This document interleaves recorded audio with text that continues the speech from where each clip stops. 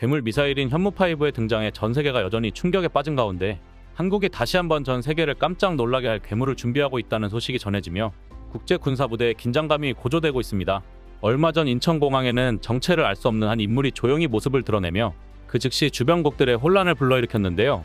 그의 등장은 중국, 북한, 러시아의 즉각적인 파장을 일으켰으며 이 인물의 정체와 그의 방문 목적을 두고 군사 전문가들은 한국이 현무5에 버금가는 새로운 괴물 무기를 개발하려는 비밀스러운 움직임을 보이고 있다고 분석했습니다.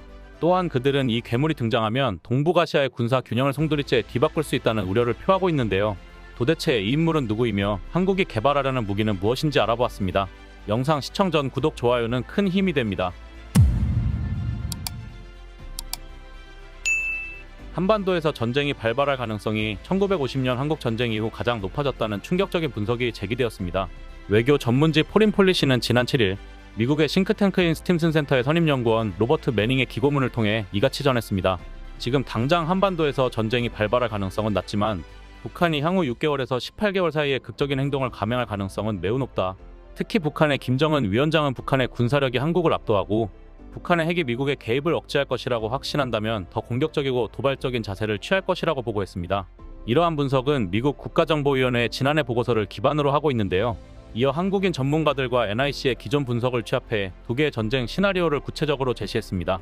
첫 번째는 북한이 한미합동군사훈련을 명분으로 연평도를 포격하고 이후 직접 병력을 상륙시키는 시나리오입니다. 이때 한국군은 공군과 해군을 즉각 동원해 북한 함정과 군사기지를 공격하며 연평도에 해병대를 투입해 반격에 나설 가능성이 크다는 것인데요. 이 과정에서 북한이 서해 무인도에서 전술핵을 사용할 가능성도 제기되고 있으며 이 같은 핵무기 사용이 국제사회를 일촉즉발의 상황으로 몰아넣을 수 있다는 우려가 나옵니다. 하지만 더욱 큰 문제는 미국과 한국이 북한과 안정적인 외교 및 군사적 소통 채널이 없다는 점입니다. 만약 이 시나리오가 현실화된다면 전쟁 상황을 제어하거나 적절히 관리할 수 있는 외교적 창구가 거의 없어 상황은 통제 불능 상태로 빠질 가능성이 높습니다. 두 번째 시나리오는 중국이 대만을 침공하는 시점에 북한이 한반도에서 군사 행동을 개시하는 복합적 시나리오입니다. 중국의 대만 침공으로 인해 미국이 아시아의 군사력을 집중하는 틈을 타 북한이 한국을 기습적으로 공격할 가능성을 제기했습니다. 더 나아가 중국과 북한이 동시에 대만과 한국을 각각 침공하는 초유의 상황도 상정하고 있습니다. 이러한 상황이 벌어지면 동북아 전체가 전쟁의 소용돌이에 빠질 가능성이 있으며 이는 세계적 규모의 군사적 재편성을 초래할 수 있습니다. 그러나 매닝 연구원은 미국과 중국이 다른 국제적 이슈에 집중하고 있어 한반도와 대만 문제를 최우선 순위에 두지 않을 가능성도 크다고 지적했습니다. 다시 말해 한반도를 둘러싼 군사적 긴장은 단순한 일시적 현상이 아니라 북한의 도발과 미국, 중국 간의 패권 경쟁이 맞물린 복잡한 상황 속에서 장기적으로 지속될 가능성이 높다는 것입니다. 그도 그럴 것이 최근 김정은은 국방종합대학을 방문해 한국의 현무5 미사일 공개를 강하게 비난하며 이로 인해 북한이 추가 도발에 나설 수 있다는 가능성을 내비쳤습니다. 윤석열이 기념사라는 데서 작심하고 공화국 정권의 종말에 대해 천박하고 상스러운 망발을 내뱉었는데 상전의 힘에 대한 맹신에 완전히 깊숙이 빠져있다.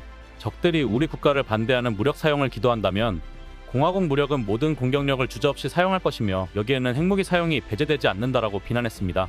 이 같은 김정은의 강경 발언과 도발적인 태도는 한반도에서 군사적 긴장이 고조되고 있음을 상징적으로 보여주고 있으며 중국이 대만을 침공하는 시점에 북한이 한반도에서 군사 행동을 개시한다면 이는 군사적 파국을 초래할 수 있습니다.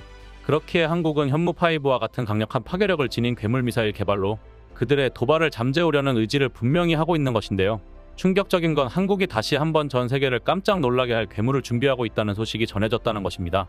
이번에는 단순한 미사일이 아닌 군사기술의 패러다임을 바꿀 수 있는 차세대 무기가 될 것이라는 추측이 난무했습니다. 얼마 전 그와 관련해 한 인물이 인천공항에 조용히 모습을 드러내며 중국과 북한, 러시아의 즉각적인 파장을 일으켰는데요. 그는 바로 이스라엘의 국방안보연구개발국 책임자이자 아이언돔의 아버지라 불리는 다니엘 골드 박사였습니다. 그가 한국을 방문한 이유는 한국 국방부와 차세대 방공 시스템에 대해 논의하기 위해서였는데요. 대한민국은 북한의 로켓탄에 대응할 차세대 방공 시스템인 LAMD, 즉 장사정 포효격 체계의 방어 역량 보완과 이 프로젝트를 하루빨리 마무리하기 위해 그를 한국에 초빙한 것으로 전해졌습니다. 참고로 이스라엘의 다층 미사일 방어 체계인 아이언돔은 지난 1일 이란이 발사한 180발의 탄도미사일을 완벽하게 요격하며 그 성능을 다시금 입증했습니다. 실시간으로 적의 미사일이나 로켓을 탐지하고 추적하여 요격할 수 있는 아이언돔은 탐지 레이더, 전투 관리 시스템, 그리고 요격 미사일 발사대 등으로 구성되어 있어 적의 발사체가 영토로 향할 경우 이를 신속히 감지해 이들을 대부분 하늘에서 무력화시키는 탁월한 방어 능력을 자랑합니다. 이름대로 국민들의 일상을 적의 미사일로부터 지켜주는 강철 지붕이라는 별칭을 얻었는데요. 그런 아이언돔을 만든 다니엘 골드 박사가 한국형 아이언돔으로 불리는 LAMD 프로젝트를 마무리하기 위해 한국에 방문했으니 그의 등장에 중국과 북한, 러시아의 즉각적인 파장을 일으키기에 충분했습니다. 실제로 전해진 바에 따르면 우리 군은 2029년까지 LAMD를 전력화할 계획이었지만 다니엘 골드 박사와 기술적 자문과 관련된 심도 깊은 논의를 이어가며 LAMD 조기 전력화를 위한 중요한 계획들을 조율한 것으로 알려졌습니다. 특히 한국의 방공 시스템이 한반도의 전략적 중요성을 감안할 때 빠른 시간 내에 구축되어야 한다는 인식을 가지고 이번 협력으로 인해 LAMD 개발이 더욱 가속화될 전망인데요. LAMD가 전력화되면 한국은 장사정포뿐만 아니라 미사일 위협에 대한 전방위 방어 능력을 갖추게 됩니다. 이는 북한의 잠재적인 도발을 억제하는 중요한 수단이 될 뿐만 아니라 중국과 러시아 같은 주변 강대국들에게도 한국의 군사적 역량을 과시하는 계기가 될 수 있는데요. 방공 역량이 강화된 한국은 동북아시아에서의 군사적 균형을 새롭게 재편할 수 있는 중요한 키를 쥐게 될 것입니다. 또한 한국이 LAMD를 완성하게 되면 단순히 국내 방위에 그치지 않고 전 세계적으로도 주목받는 방공 체계로 자리 잡을 가능성이 큽니다. 이스라엘의 아이언돔이 국제적인 명성을 얻은 것처럼 한국의 LAMD 역시 동맹국 및 기타 국가들에게 매력적인 군사 기술로 다가올 것이며 한국은 현무5를 넘어 미사일 방어 기술 분야에서도 세계적인 선도국가로 도약할 수 있습니다. 군사 전문가들은 LAMD가 도입되면 북한의 장사정포 위협을 무력화하는 것은 물론이고 중국과 북한의 핵무기와 미사일 공격에 대응할 수 있는 방어 시스템을 더욱 공고히 하게 된다고 평가하며 특히 북한이 자주 사용하는 비대칭 전술에 대한 대응책으로 LAMD가 핵심적인 역할을 할 것으로 내다봤습니다.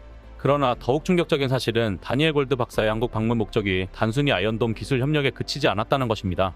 최근 이스라엘은 이번 전쟁에서 무인기, 자폭 드론뿐 아니라 이전에는 안 알려진 신종 AI 무기인 합소라, 라벤더 등을 실전 투입해 활용하고 있는 것으로 알려졌습니다.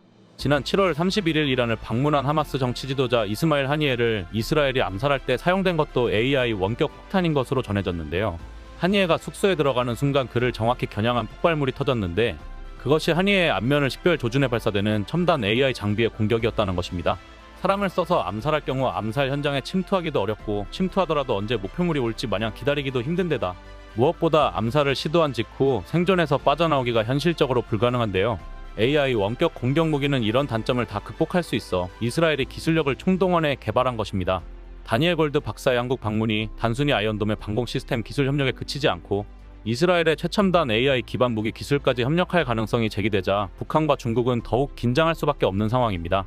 군사 전문가들은 이스라엘이 개발한 AI 무기가 한국의 첨단 기술력과 결합한다면 그 파급력은 상상을 초월할 것이다.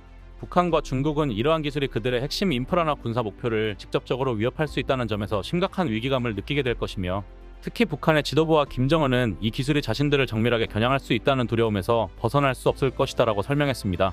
결국 한국형 아이언돔인 LAMD의 실전 배치와 AI 기반 무기 체계까지 대한민국은 새로운 군사 기술의 패러다임을 제시하며 세계 군사부대에서 자주국방의 그 위상을 한층 더 강화시킬 것으로 보여지고 있는데요.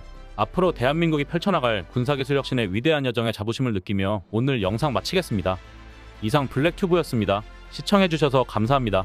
구독, 좋아요, 알림 설정은 더 나은 영상 제작 결정에 큰 힘이 됩니다.